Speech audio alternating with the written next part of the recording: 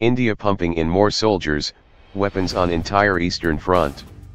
New Delhi, India continues to pump in additional troops and weapons systems on the entire Eastern Front in face of continuing belligerence from China on the Doklam standoff, even as diplomatic and military channels are being utilized in a bid to defuse the almost 2-month-old crisis. Sources said a top-level flag meeting between major general rank officers from India and China was held at the Nathu Border Personnel Meeting, BPM, point in Sikkim for the first time on Friday, following failure of a similar meet between brigade commanders on August 8 to break the deadlock. But the meeting also proved inconclusive, with China remaining adamant that India should immediately withdraw its troops from the Bhutanese territory of Doklam near the Sikkim-Bhutan-Tibet tri-junction. The Indian side held China should first remove its road construction equipment from the site. Both sides will now report back to their headquarters, said a source. The meeting between top military officers indicates a line of communication at the ground level and efforts to exchange perceptions and possibly explore means to contain the confrontation.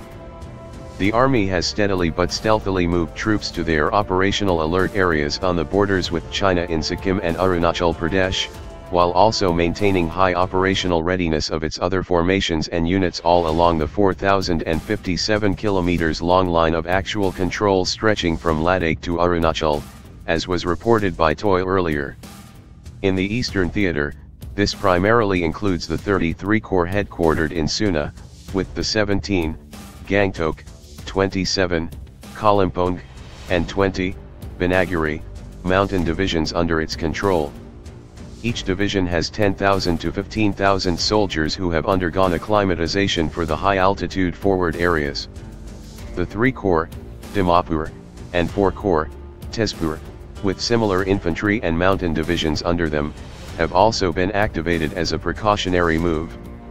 IAF air bases in the northeast are also maintaining a high operational alert, with combat air patrols on a regular basis, said sources. India's troop mobilization comes in response to muscle flexing by China, which has amassed troops, tanks, and artillery in the Tibet Military District. While the People's Liberation Army is showing its teeth in a bid to make us cower down, we have cranked up our caution levels, said a source. But at the actual face-off site located at an altitude of over 11,000 feet in Doklam, which China is keen to grab from Bhutan to add strategic depth to its narrow Chumbai Valley, there are still only 300 to 350 soldiers ranged against each other. The PLA has deployed another 1,500 soldiers just beyond the standoff site as part of its aggressive posture.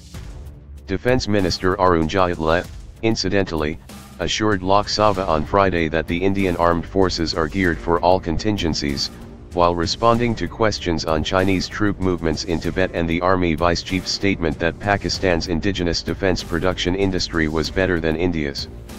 Our defense forces are ready to take on any eventuality, he said, without making any specific reference to Doklam. In sharp contrast to China's belligerence and threats of military reprisals, through both its officials and state-controlled media, India has chosen to remain largely tight-lipped about the entire face-off from the beginning. External Affairs Minister Sushma Swaraj, in fact, had recently stressed the need for both sides to mutually withdraw their troops from Doklam simultaneously. At least 2 flag meetings were also held earlier between the local commanders after Indian troops had proactively blocked the attempt by the PLA to construct a motorable road in Doklam on June 18. But they had proved futile, with both the armies refusing to budge from their positions. Uncertainty also hangs over the traditional annual invitation to the PLA at the 5 BPM points on the Lak, Dula, Begoldi and Chushul in Ladakh, Bumla and Kibithu in Arunachal, and Nathu in Sikkim, to celebrate India's Independence Day on August 15. Indian troops, however, had not crossed over to the Chinese side to mark the 90th anniversary of the PLA on August 1 due to the ongoing tensions.